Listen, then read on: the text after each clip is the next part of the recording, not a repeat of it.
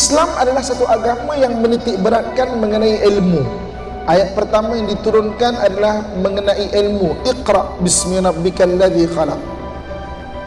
Bacalah dengan nama Tuhanmu yang menciptakan. Dan budaya menuntut ilmu ni, kata ulama kita, minal mahdi ilal lahdi, daripada buayan sampai ke liang lahat. Ilmu Allah tu sangat luas. Jadi tamadun dalam Islam dia bermula dengan galakkan untuk menuntut ilmu. Menuntut ilmu dalam Islam ada 4 hukum dia. Okey, bab kedua adalah Islam dan pembinaan tamadun. Menuntut ilmu dalam Islam ada 4 hukum dia. Yang pertama dipanggil fardu ain. Fardu ain ni apa? Semua orang wajib belajar. Benda-benda yang memahamkan kita rukun iman dan rukun Islam. Semua wajib belajar. Orang tu pandai ke tak pandai ke, kena usaha untuk memahami dia. Kaya ke tak kaya ke, kena usaha untuk memahami dia. Itu fardu ain. Kita dengar fardu ain ni biasa anak-anak kita lah kat sekolah kafar. Oh, fardu ain dia dapat 5A contoh kan. Tapi semua kita wajib. Apa maksud fardu ain? Benda-benda yang memahamkan kita rukun iman dan rukun Islam. Yang keduanya fardu kifayah. Fardu kifayah ni apa? Perkara-perkara berkaitan dengan kehidupan. Contoh ilmu ekonomi, ilmu perubatan, ilmu undang-undang. Okey, itu dia panggil fardu kifayah. Maksudnya bidang-bidang ni orang Islam kena ada wakil. Kalau tak ada wakil maka berdosa.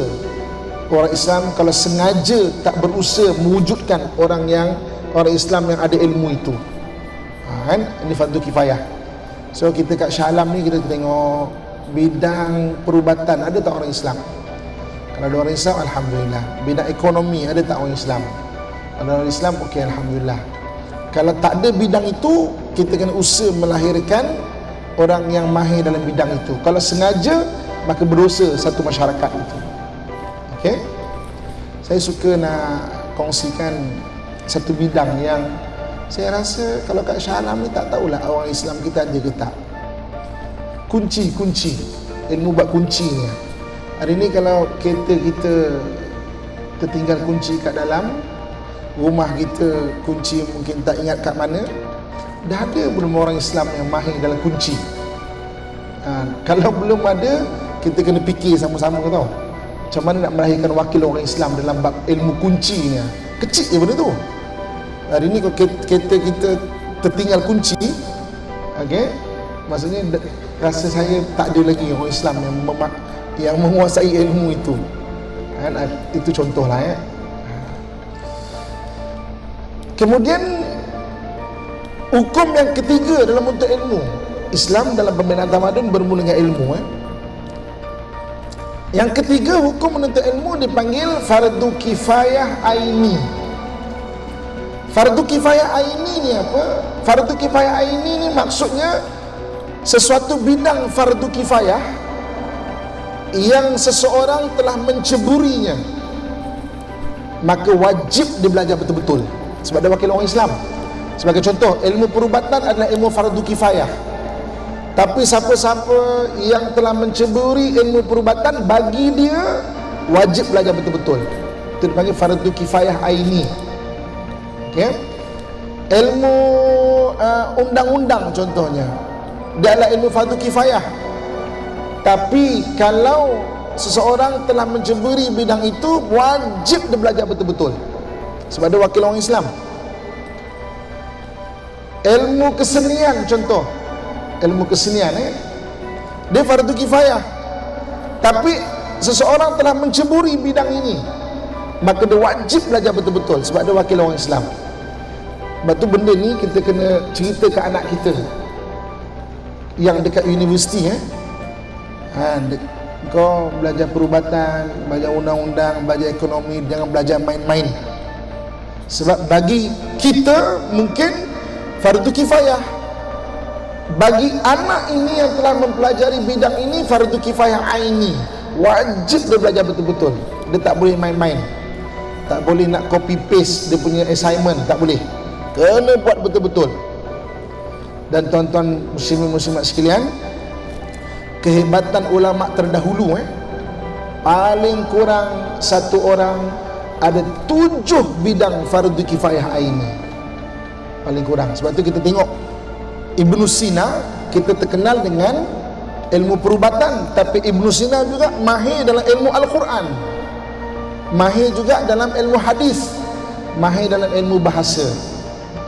Kita kenal Imam Asy-Syafi'i sebagai orang yang mahir dalam ilmu fiqh. Imam Syafi'i mahir juga dalam ilmu pelayaran. Dia tahu nak ilmu kompas, nak cari pelayaran, melihat bintang. Imam Syafi'i mahir dalam ilmu perubatan. Kita kenal Al-Khawarizmi mahir dalam ilmu matematik. Tapi Al-Khawarizmi juga mahir dalam ilmu perubatan, mahir dalam ilmu Al-Quran, mahir dalam ilmu bahasa. Okay? Manusia pertama yang membuat peta bintang. Kita biasa dengar peta ni peta dunia kan, ni peta bintang. Ulama Islam namanya Ahmad Ulugh-Beg. Ulugh-Beg kan, daripada sekarang ni Uzbekistan. Dia satu orang ulama, satu orang pemimpin, dan mahir ilmu Al-Quran, mahir ilmu engineering, mahir ilmu bintang, ilmu falak ni. Dia memetakan bintang. Tuan-tuan sekalian, bintang yang ada dekat atas kita ni, yang dah dipetakan dan dinamakan, bilangan dia 200,000 lebih, 240,000 macam tu kan. Ulugh-Beg berjaya memetakan dia hampir 100,000. Namakan ya, satu. Ulugh-Beg, ulama Islam. Sebab itu dulu punya ilmu orang Islam luar biasa hebatnya. Zaman Baghdad, zaman dahulu, apabila umat Islam ni sangat rajin belajar kan, bukan saja satu bidang, paling kurang 7 bidang ilmu fardu kifayah aini bagi dia tu. Apa tu tamadun Islam tu hebat, tidak tertanding. Okey. Dan yang keempat, hukum menuntut ilmu harus ni benda-benda yang ilmu-ilmu yang tak bagus ni ilmu-ilmu mudaratkan. Contoh sihir, belajar harus untuk memahami dia, mengamalkan haram. Okey. Ataupun ilmu mencuri contohnya kan. Kita nak tahu macam mana seorang pencuri boleh masuk ke dalam rumah dengan ada lubang kecil je macam ni. Macam badan dia boleh belajar mengamalkan haram. Belajar harus sebab nak tahu macam mana. So jadi bab kedua, Islam dan tamadun, maksudnya Islam dia menggalakkan ilmu dan akhirnya membina sebuah tamadun. Dan tamadun Islam memang luar biasa sebab dia lebih kepada tanggungjawab agama untuk seseorang itu kan, mengkaji dan akhirnya memberi kebaikan kepada manusia.